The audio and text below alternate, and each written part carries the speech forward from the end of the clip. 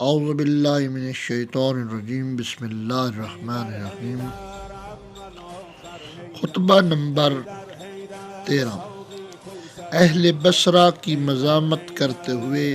مولا امیر کائنات علی ابن ابی طالب علیہ السلام نے فرمایا،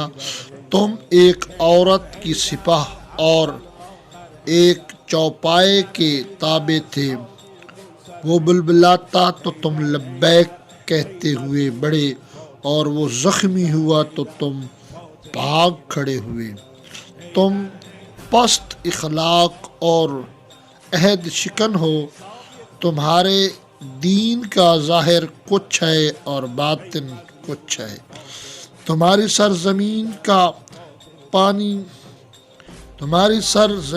کا پانی تک شور ہے، تم میں اقامت کرنے والا یعنی قائم رہنے والا، کھڑے رہنے والا، اقامت کرنے والا گناہوں کے جال میں جکڑا ہوا ہے۔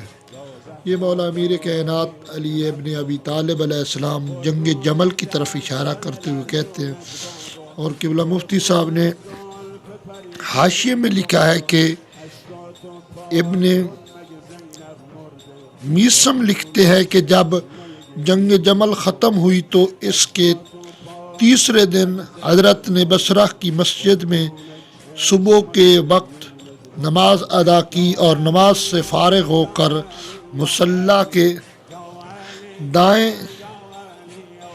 جانب دیوار سے ٹیک لگا کر کھڑے ہوئے اور یہ خطبہ ارشاد فرمایا، جس میں اہل بصرہ کی پستی اخلاق اور اس کی